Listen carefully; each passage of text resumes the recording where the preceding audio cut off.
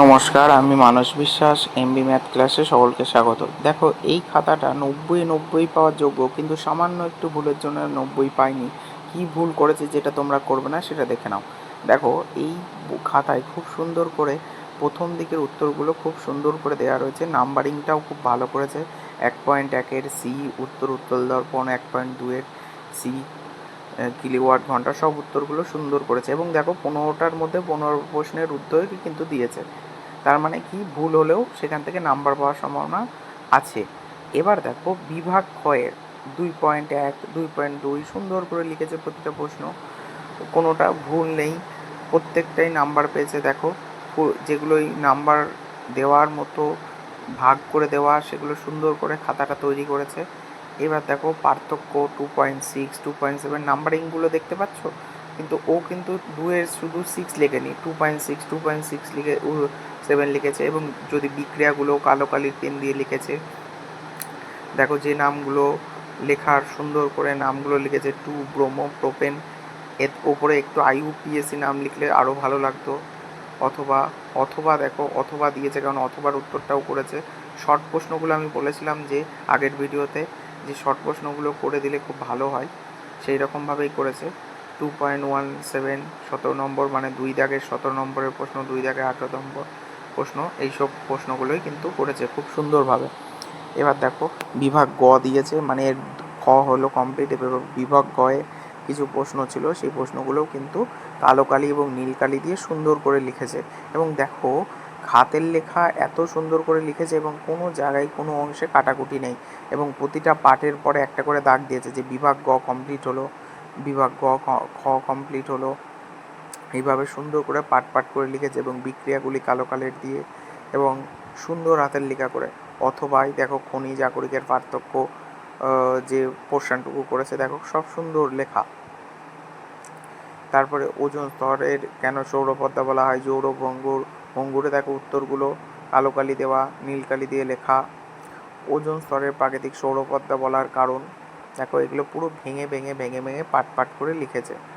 এ ধরো 3.6, শুধু 3.6 লিখলে হবে না, 3.6-এর অথবা এই অঙ্কটা ছিল, সেই অঙ্কটা কিন্তু সুন্দরভাবে করে দিয়েছে। আশা করি দেখতে পাচ্ছ অঙ্কটা যেখানে কেটেছে, দেখো ভালো করে কেটেছে, একটা লাইন দিয়ে কেটেছে, ইজিবিজি করেনি খাতার মধ্যে।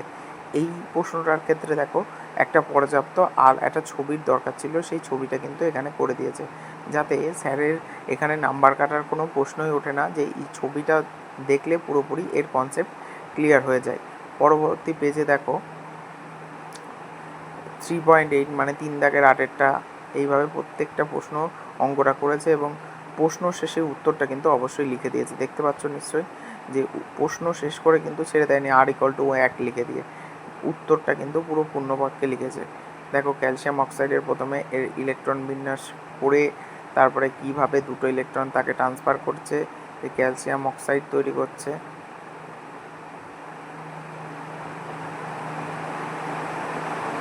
রেঞ্জের সূত্র, প্রতিটা ব্যাখ্যা। আমি ভিডিওটা করার এইটাই কারণ, যাতে তোমরা দেখো খাতাটা কত পরিষ্কার পরিচ্ছন্ন এবং কেমন করলে খাতায় পরীক্ষায় ফুল মার্কস পাওয়া যায়। দেখো, অথবা করেছে 1 নং শ্রেণীর সঙ্গে বৈসাদৃশ্য, সুন্দর করে সাদৃশ্য বৈসাদৃশ্য করে দেওয়া, সুন্দর করে লিখেছে।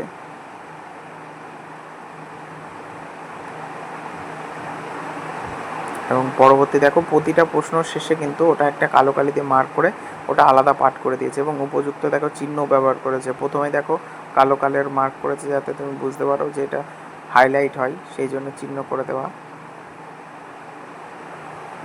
এবার প্রত্যেকটা বিক্রিয়া ভালো করে দেখো, কালো কালি নীল কালি দিয়ে প্রত্যেকটা এক্সপ্লেন করা।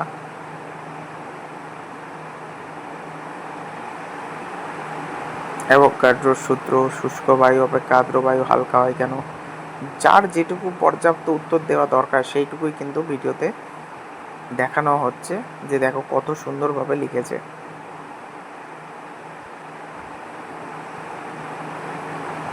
রেল লাইনের পরপর দুটি পাতে ফাঁকা দেওয়ার কারণ, আলফা বিটা গামার মধ্যে সম্পর্ক, দীর্ঘদৃষ্টি ও হাইপারমেট্রোপিয়ার মধ্যে পার্থক্য, এগুলো কিন্তু কোনো রকমভাবে প্যানিক হয়ে করা নয়, পুরো ধীরে ধীরে ধীরে ধীরে করেছে। এবং প্রতিটা প্রশ্নই যদি তুমি লক্ষ্য করে দেখো যে প্রতিটা প্রশ্নের উত্তর যেখানে ভুল হয়েছে সেটা কেটেছে, কাটেনি তা নয়, সেটার ভুল হয়েছে, কিন্তু সেই যেই জায়গাটায় কেটেছে সেই জায়গাটা কিন্তু একবার কেটেছে। এবং যে জায়গাগুলোতে অবশ্যই ছবি প্রয়োজন সেই ছবিগুলো কিন্তু দিয়েছে। এবং প্রতিটা প্রশ্ন শেষে দেখতেই পাচ্ছ দাগ দিয়ে পাট পাট করে দেওয়া, যে কোনো রকম ভুল নেই।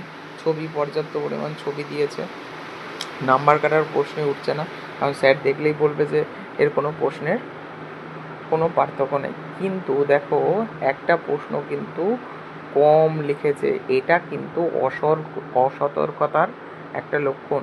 এই জন্য এই ছেলেটি ফুল মার্কস পায়নি, কারণ এই ছেলেটি দেখেইনি যে এত সুন্দর খাতা লিখলো, সে একটা ভুল নম্বর, একটা প্রশ্ন সে লক্ষ্যই করেনি।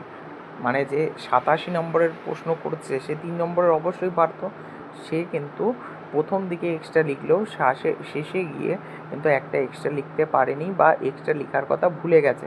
পারেনি নয়, সে দেখতেই পারেনি বা ফলোই করেনি যে লাস্টে একটা লেখা, ওই জন্য সে 3 মার্কের কিন্তু এক্সট্রা পেজও নেয়নি, অথচ সে লিখতেও পারেনি যে এইটা ভুল হয়ে গেছে। বাচ্চাটাকে ও হয়তো ভাবছে আমি ফুল মার্কস পাবো, কিন্তু সে ফুল মার্কস পেল না। তার একটাই কারণ, তার কারণ হচ্ছে সে একটা প্রশ্নের উত্তর লিখতে ভুলে গেছে। এটা একটি অসতর্কতার কারণে কিন্তু হয়েছে। তোমরা এই ভুলটা যেন করো না, এবং যতটা পারবে চেষ্টা করবে যেন কোনো রকমভাবে ভুল না হয়, এবং কোনো রকমভাবে প্যানিক করবে না। পরীক্ষার হলে মাথা ঠান্ডা করে এক্সাম দেবে, এবং কোনো সমস্যা হলে অবশ্যই জানাতে ভুলবে না। আজকে ভিডিও